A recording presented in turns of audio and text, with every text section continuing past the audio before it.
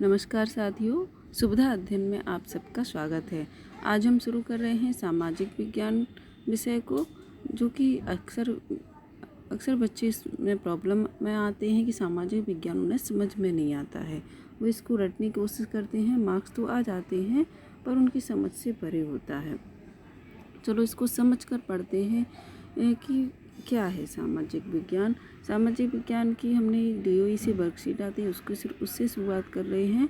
इसमें अर्थशास्त्र दिया गया है वर्कशीट को। चैप्टर 3 है निर्धनता एक चुनौती और डेट है 24 सितंबर 2020। हमारे देश में निर्धनता एक बहुत बड़ी चुनौती है। देश की लगभग 21% कितनी 21% आबादी निर्धनता रेखा से नीचे जीवन यापन करती है। निर्धनता रेखा क्या है? एक मानक निश्चित कर दिया जाता है, एक जीवन स्तर निर्धारित कर दिया जाता है कि इस स्तर से रहने वाले नीचे जो व्यक्ति हैं, जो इस स्तर को प्राप्त नहीं कर पाते हैं, वो गरीब हैं और उससे ऊपर वाले अमीर हैं। मान लो ये निश्चित कर दिया जाए कि अगर एक व्यक्ति के घर में बिजली है तो वो निर्धन नहीं है। तो ये पता देखेंगे कि जिसके घर में बिजली नहीं है वो गरीब हो गया, और जिसके घर में बिजली है, चाहे भले ही वो कितना ही गरीब हो, बेरोजगार, लेकिन उसे हम अमीर मान ले। एक मानक निश्चित कर दिया जाता है, उस रेखा से नीचे जिनका जीवन यापन है उनको हम गरीब मानते हैं और उससे ऊपर के अमीर। तो इसी तरह से हर एक देश में ये मानक बदलते रहते हैं, चेंज होते रहते हैं। निर्धनता से अनेक समस्याएं जुड़ी हुई हैं। आप सबको पता है, अगर एक व्यक्ति निर्धन है तो उसे बहुत सारी समस्याओं का सामना करना पड़ता है। आप खुद ही सोचो, अगर आपके पास पैसे नहीं हैं तो आप जिस चीज़ की चाहत रखते हैं वो चीज़ आप नहीं खरीद सकते, या जो काम करना चाहते हैं वो आप नहीं कर पाते हैं। जैसे कि बेरोजगारी, अगर कोई व्यक्ति निर्धन है, इसीलिए क्यों निर्धन है? क्योंकि वो बेरोजगार है। और बेरोजगार क्यों है? क्योंकि वो निर्धन है, क्योंकि वो इस लायक नहीं है कि आप अपना कोई बिजनेस शुरू कर सके, निर्धन है। और ना ही वो इतना शिक्षित हो पाए निर्धन होने की वजह से कि अच्छी नौकरी प्राप्त कर सके, इसीलिए वो निर्धन है, इसलिए वो बेरोजगार है। दोनों बातें एक दूसरे से जुड़ी हुई। और कोई बेरोजगार क्यों होता है? क्योंकि वह निर्धन है।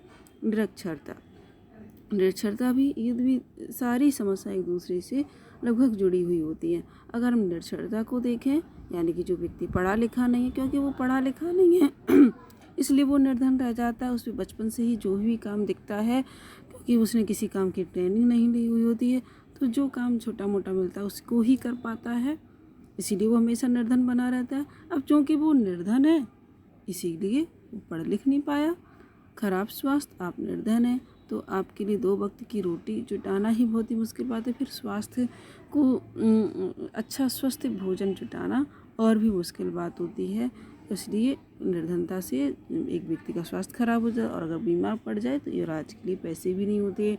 कुपोषण, ये भी अच्छा खान पान न होने की वजह से। बाल श्रम, बच्चों को बचपन में ही अपने माता पिता की सहायता के लिए, आप देखते हैं छोटे छोटे बच्चे कभी चाय की दुकान में काम कर रहे होते हैं या झाड़ू लगा रहे होते हैं, और उनको देखकर हमें कई बार उन पर दया आती है, भीख मांग रहे होते हैं।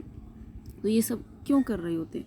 क्योंकि वो निर्धन है और उनके पास इतने पैसे नहीं हैं कि वो पढ़ सकें, और उन्हें लगता है अपने माता पिता को खराब हालत में देखकर उन्हें लगता है कि उन्हें भी कुछ करना चाहिए, और वो इसी समस्या में उलझे रह जाते हैं। वो खुद भी उसी कामों तक सीमित रह जाते हैं। असहायता, निर्धनों को किसी से सहायता भी प्राप्त नहीं होती, क्योंकि समाज में लोगों ने अच्छी दृष्टि से नहीं देखते। सामाजिक अपवर्जन वही है, सामाजिक दूरी भी रहती है। समाज के जो अच्छे लोग हैं, अमीर लोग हैं, वो अच्छी बस्तियों में रहते हैं और सारी सुख सुविधाओं का उपयोग कर रहे होते हैं, जबकि गरीब उन सामाजिक चीज़ों से या सामाजिक लाभों से वंचित रह जाते हैं। किसी भी कोई भी आपत्ति आती है, विपदा आती है, जैसे कि बाढ़ आए, या आपने अभी देखा हुआ कोरोना के दौर में, हालांकि प्रभावित तो इससे सभी व्यक्ति हुए, लेकिन सबसे ज़्यादा असुरक्षित कौन दिखा हमें? गरीब, जिसको इस बीमारी के होते ही अपने घर वापस पलायन करने को मजबूर होना पड़ा। तो सबसे ज़्यादा असुरक्षित किसी भी समस्या के समय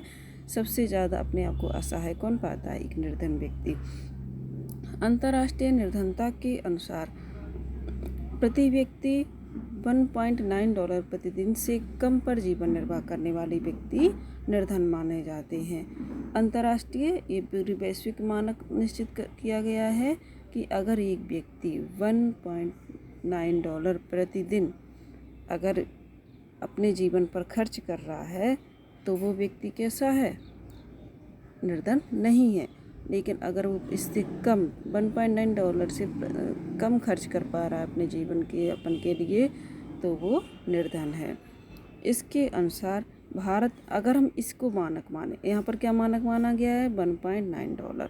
इतना भी एक व्यक्ति पर डे अगर अपने ऊपर खर्च कर सकता है तो वो निर्धन नहीं है, लेकिन इससे कम खर्च कर पा रहा है तो वो निर्धन है।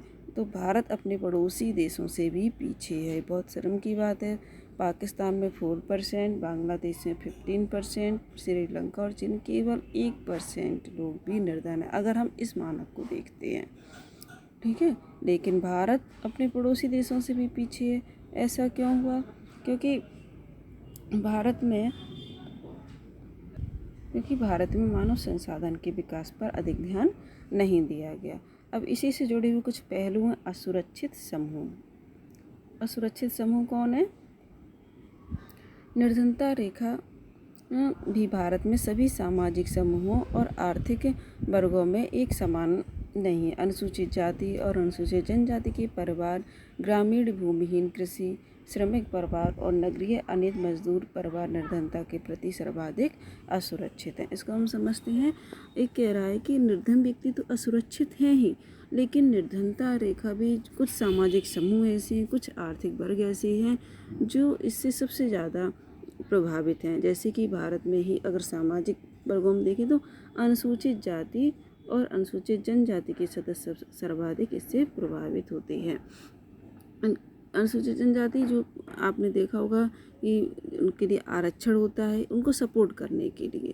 ठीक है, जो पिछड़े हुए दबे कुचले वर्ग हैं, जिनके साथ समाज में हमेशा भेदभाव होता रहा और आज भी हमें देखने को मिल जाता है, तो ऐसे परिवार निर्धनों से भी निर्धन वाली श्रेणी में आ जाते हैं। ग्रामीण भूमि, एक गांव में केवल खेती का ही काम है, लेकिन जो भूमिहीन कृषक हैं, यानी कि जो दूसरों के खेतों में खेती करते हैं, तो कृषि में हर पूरे साल तो काम रहता नहीं है, तो जब काम रहता है तब उनके पास रोजगार है, और जब कृषि में काम नहीं है तो वो बेरोजगार बने रहते हैं और पूरा साल उन्हें उनके लिए गुजारा करना मुश्किल होता है। इसलिए वो और भी गरीब है, निर्धनों से भी निर्धन है। और नगरीय अन्य नगर में आ गए लोग नौकरी की तलाश में, लेकिन उन्हें नौकरी नहीं मिलती है।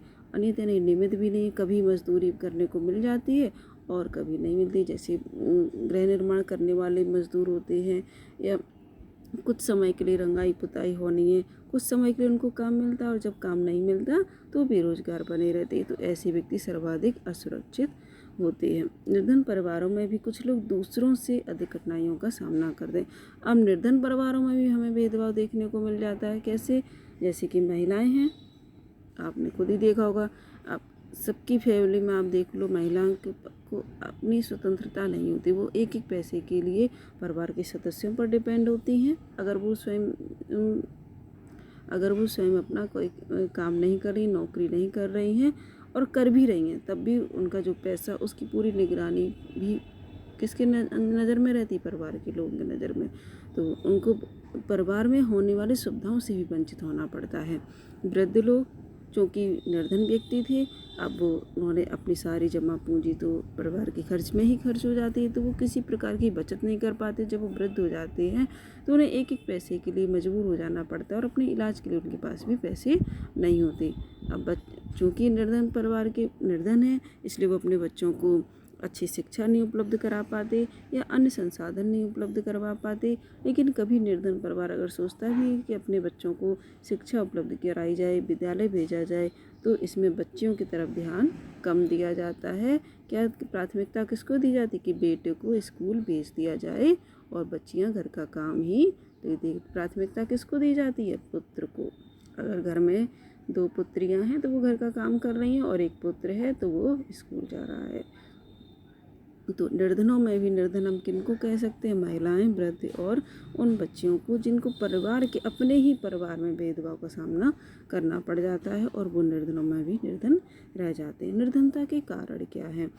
ब्रिटिश औपनिवेशिक शासन द्वारा आर्थिक शोषण भारत में निर्धनता का इतिहास। अगर हम ऐतिहासिक कारण पर दृष्टिपात करें तो इसका क्या कारण है? ब्रिटेन वासियों ने, अंग्रेजों ने जो हमारे ऊपर अपना शासन स्थापित किया था, औपनिवेशिक यानी कि भारत को अपना उपनिवेश बना लिया था, वह भी एक वजह है कि उन्होंने कई वर्षों तक हमारे ऊपर शासन किया और हमारे प्राकृतिक संसाधनों का दोहन किया।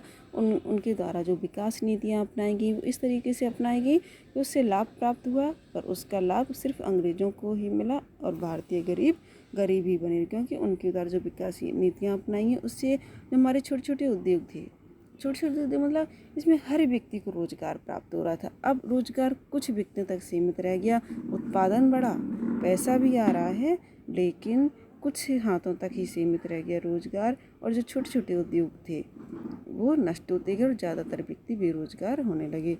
उद्योगों के विकास को हतोत्साहित किया गया। उन्होंने जो भी काम किया, अगर कोई परिवहन व्यवस्था को भी शुरुआत किया तो उसके लिए वो सिर्फ अपने लाभ के लिए ऐसा किया उन्होंने। विकास की धीमी दर, स्वतंत्रता के बाद भी हमने विकास की गति, विकास की रणनीति ऐसी बनी कि हमारे देश में विकास बहुत ही तीव्र गति से नहीं, बहुत ही धीमी गति से विकास हुआ, लेकिन जबकि उसी दौरान जनसंख्या वृद्धि तेज गति से हो रही थी, तो इसीलिए आय की वृद्धि दर भी गिरती गई। पिछले कुछ दशकों में जनसंख्या में उच्च दर से वृद्धि हुई, दोनों ने प्रति व्यक्ति आय की समृद्धि दर को बहुत कम कर दिया। एक तो विकास की धीमी दर और जनसंख्या की में उच्च दर से वृद्धि, तो इससे क्या होगा, प्रति व्यक्ति आय यानी कि एक व्यक्ति को जो आय प्राप्त होती है ये भी बहुत कम होती जा रही है। अब जब खाने वाले ज़्यादा होते जाएंगे, एक निर्भरता अधिक बढ़ती जाएगी, तो जाहिर सी बात है रोजगार के अवसर कम होंगे। रोजगार के अवसरों में उतनी वृद्धि नहीं हुई जितने की जनसंख्या में वृद्धि होती जाए। आर्थिक प्रगति को बढ़ावा तो दिया गया, लेकिन इन दोनों में बैलेंस नहीं बन पाया।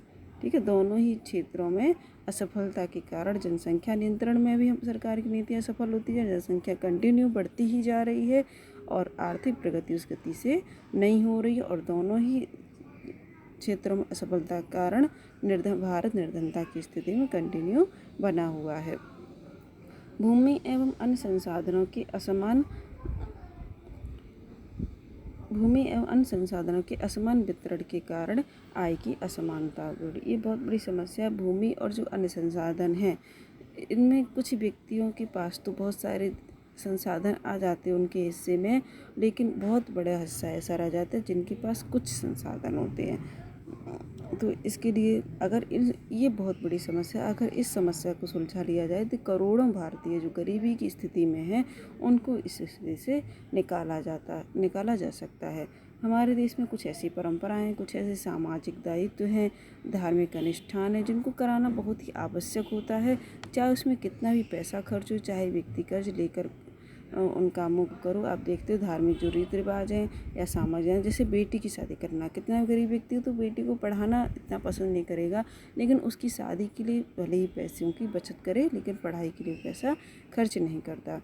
तो हमने देखा तो सामाजिक दायित्व ऐसे हैं जिनके लिए व्यक्ति कर्ज लेकर भी पैसा खर्च करने को तैयार हो जाता है, और हमेशा और उस कर्ज लेने की वजह से वो फिर से उस कर्ज को चुकाने में और निर्धन होता चला जाता है। हमारे देश में अधिकांश आबादी कृषि या उससे जुड़े कार्यों में ही लगी हुई है। जाहिर सी बात है, एक छोटे से कृषि भूमि पर ही पूरी फैमिली अगर उसी में लगी रहेगी तो निर्भरता अधिक बढ़ेगी और रोजगार के अवसर कम होते जा रहे। कृषि में जोतों का आकार कैसा है, छोटा है। पुराने तरीक़ों से जीवन यापन के लिए कृषि की जाती, कृषि कार्य के लिए। अब कृषि में भी क्या है, पुराने तरीके से की जा रही, पूंजी का अभाव, यानी कि इन्वेस्टमेंट, पूंजी होती है, इन्वेस्टमेंट करते तो हम अच्छे बीज यूज कर सकते हैं, अच्छी खाद यूज कर सकते हैं, ताकि एक ही कम क्षेत्र में अधिक से अधिक उत्पादन किया जा सके। अब चूँकि पूंजी का अभाव है, इसलिए कृषि कार्य में भी निवेश नहीं हो पाता है अच्छी तरीके से। तो छोटे छोटे जो किसान हैं, बीज और उर्वरक, कीटनाशकों, इन सब चीज़ों की खरीदारी के लिए किस पर निर्भर करते हैं, कर्ज लेने के ऊपर, क्योंकि उनके पास अभाव है इन धनराशि को खर्च करने के लिए। तो निर्धन व्यक्तियों के पास कोई बचत होती नहीं है। अब जब उन्हें कृषि कार्य करना है तो इन सब चीज़ों की खरीदारी के लिए पैसा कर्ज लेते हैं अपने रिश्तेदारों से या बैंक से, और बैंक से आप जानते हो कर्ज लेना उन्हें कई बार कठिनाइयों का सामना करना पड़ता है, तो अपने मित्रगण वगैरह से ही कर्ज ले लेते हैं। और इसी जाल में फंसे रह जाते, क्योंकि जब फसल तैयार हुई तो जो भी पैसा उन्हें प्राप्त हुआ उसकी कमाई से, वो उससे ज़्यादातर पैसा उनका कर्ज चुकाने में ही खर्च हो जाता है। अब साल भर के लिए उनके पास इतना पैसा नहीं बचता कि साल भर अपना खर्चा चला सकें, तो साल भर अपना खर्चा भी कर्ज लेके चलाना पड़ता है। और फिर से वही स्थिति की कृषि कार्य में निवेश करें, क्योंकि उनके पास पैसा नहीं होता, फिर से कर्ज लेती हैं, फिर जब फसल पैदा होती है फिर से वो कर्ज में ही खर्च होता है। कई बार वो पैसा कर्ज चुकाने के लिए कम पड़ जाता है, और इस तरह से वो ऋण जाल चलता रहता है। वो अपने ही उस भंवर में फंसे रह जाते हैं और कर्ज से कभी भी उन्हें मुक्ति नहीं मिलती। आइए इसके क्वेश्चंस को समझते हैं। उम्मीद है आप लोगों को समझ में आ गया होगा चैप्टर। पड़ोसी देशों की तुलना में भारत में निर्धनता का अनुपात अधिक है, इसके क्या क्या कारण हैं, क्या कारण हो सकते हैं। एक तो भारत में विकास की रणनीतियाँ सही तरीके से नहीं बनाई गई, सही तरीके से गरीबों की पहचान नहीं की गई, और पूंजी की पर्याप्तता नहीं है भारत में। और सबसे बड़ी बात है भारत में मानव संसाधन विकास। मानव संसाधन क्या है, यानी कि अगर हम अपनी मानव को ही, जो बड़ी जनसंख्या है, इसको अगर हम मूल्यवान बना दें, कुशल बना दें, तो यही जनसंख्या जो आज हमें भार लगती है, यही देश के विकास में बहुत बड़ा योगदान कर सकती है। अगर हम अपनी इस जनसंख्या को शिक्षित कर दें, उसका स्वास्थ्य अच्छा हो जाए, ठीक है, और अन्य जो क्षेत्र हैं उनमें ट्रेंड व्यक्ति हों, केवल ऐसा नहीं वो केवल ऐसी पढ़ाई पढ़ते रहते हैं, रोजगार परक पढ़ाई नहीं करते। अगर रोजगार परक व्यवसाय परक पढ़ाई उनको कराई जाए तो वो बहुत बड़ा योगदान कर सकते हैं भारत में। लेकिन मानव संसाधन विकास पर ध्यान नहीं दिया गया, और इसकी वजह से भारत के पड़ोसी देश निर्धनता के मामले में उससे आगे निकल गए। असुरक्षित समूह किन्हें कहा जाता है, ये हमने अभी पढ़ा। असुरक्षित समूह कौन है, जो अनियत मजदूरी करते हैं, जिनकी मजदूरी स्थायी नहीं है, जिनको दिहाड़ी पर काम करना पड़ा, दिहाड़ी में से जिस दिन काम किया उस दिन का पैसे मिल गए, जिस दिन काम नहीं उस दिन पैसे नहीं। असुरक्षित हैं क्योंकि उन्हें आज के बाद कल का नहीं पता, कल उनके पास रोजगार है या नहीं है। अनुसूचित जनजाति के परिवार और कृषि क्षेत्र में लगे हुए जो श्रमिक मजदूर, यानी कि हर वो व्यक्ति असुरक्षित है जिसके पास निश्चित रोजगार नहीं है, और जो गंदी बस्तियों में रहने को मजबूर है निर्धनता की वजह से, वो सभी कैसे हैं, असुरक्षित हैं। निर्धनों में भी निर्धन, जो कि जिन्हें कि अपने परिवार में ही भेदभाव का सामना करना पड़ता है, ऐसे व्यक्ति के किस में आते हैं, निर्धनों में। ये हमारे देश की बहुत बड़ी स्थिति है कि हमारी महिलाएं, जो कि भले ही पैसे वाली घर की हों, लेकिन उस पैसे वाले घर में भी अगर सबसे गरीब देखा जाए तो वो महिलाएं होती हैं, बच्चियां होती हैं, क्योंकि उन्हें उन सब सुविधाओं से वंचित कर दिया जाता है। पहला अधिकार पुत्र का माना जाता है। वृद्धों की तरफ, अगर आपके पास पैसा भी होता है, कई बार हम पैसे वाले घरों में भी देखते हैं कि बड़े जो लड़के हैं, बच्चे हैं, वो अपने एंजॉयमेंट में खर्च कर लेते हैं, लेकिन वृद्धों का उचित इलाज में खर्च नहीं करते हैं। और जो गरीब व्यक्ति हैं, गरीब व्यक्ति भी भेदभाव करने में पीछे नहीं रहते। अगर वो पढ़ा लिखा रहे हैं या घर में कुछ ला रहे हैं, खिलौने ला रहे हैं, तो पुत्र को खुश करने का ज़्यादा प्रयत्न करते हैं, बजाय कि पुत्रियों को घर के कामकाज ही सिखाते हैं, बस घरेलू कामों तक ही सीमित रखते हैं। भारत में औपनिवेशिक शासन, इसको आप लिख सकते हैं। अंग्रेज़ों ने किस तरह से भारत के प्राकृतिक संसाधनों का शोषण किया, प्राकृतिक संसाधनों का दोहन किया, जनता का शोषण किया, क्योंकि हमारी यहाँ पढ़ी लिखी जनसंख्या नहीं थी, और उनके अंग्रेज जो लोग थे पढ़े लिखे कुशल थे, वो कम मशीनों के द्वारा काम करने पर ज़्यादा ध्यान देते, इसलिए उन्होंने हमारे छोटे छोटे उद्योग धंधों को नष्ट कर दिया, उद्योगों के विकास की तरफ कोई ध्यान नहीं दिया, और जो भी रणनीतियाँ अपनाई उससे वो ऐसी थी जिससे कि भारतीयों को कोई लाभ प्राप्त नहीं हुआ। उसका लाभ किसको प्राप्त हुआ, सिर्फ अंग्रेज़ों को। इसकी वजह से भारत, जो अगर देखो किसी देश पर अगर आपको कोई 1 साल के लिए अपना दास बना ले, परतंत्र बना दे, तो आपकी योग्यता विकसित होने की बजाय कैसी हो और कुंठित हो जाएगी। और लेकिन भारत पर तो अंग्रेजों ने कई वर्षों तक शासन किया, तो ऐसी अवस्था में उन्होंने भारत को सिर्फ लूटते रहे इतने सालों तक। और इसका भी ये भी एक कारण है कि भारत उस चीज़ से अभी तक मुक्त नहीं हो पाया। नेक्स्ट क्वेश्चन देखते हैं, क्वेश्चन नंबर 5। भारत में निर्धनता के विभिन्न कारण, इनको आप खुद ही लिख सकते हो। निर्धनता विभिन्न कारण क्या है, बेरोजगारी, अशिक्षा, पूंजी का अभाव, जनसंख्या वृद्धि। रणनीतियाँ ऐसी हैं कि उनका लाभ, उनमें शिक्षा और रोजगार पर शिक्षा को नहीं जोड़ा जाता है, मानव संसाधन विकास पर ध्यान नहीं दिया गया, भ्रष्टाचार, कुछ रणनीतियाँ अपनाई भी गई हैं, बहुत बार बहुत सारी रणनीतियाँ अपनाई जाती हैं, लेकिन भ्रष्टाचार की वजह से वो नीतियाँ कार्यान्वित सही तरीके से नहीं हो पाती हैं। ऋण जाल किस प्रकार निर्धनता का कारण परिणाम, ये हमने लास्ट पैराग्राफ में अभी देखा कि एक व्यक्ति चूंकि गरीब है तो अपना कोई बिजनेस शुरू करना चाहता है, कृषि कार्य में पैसा लगाना चाहता है, तो सबसे पहले कर्ज लेता है।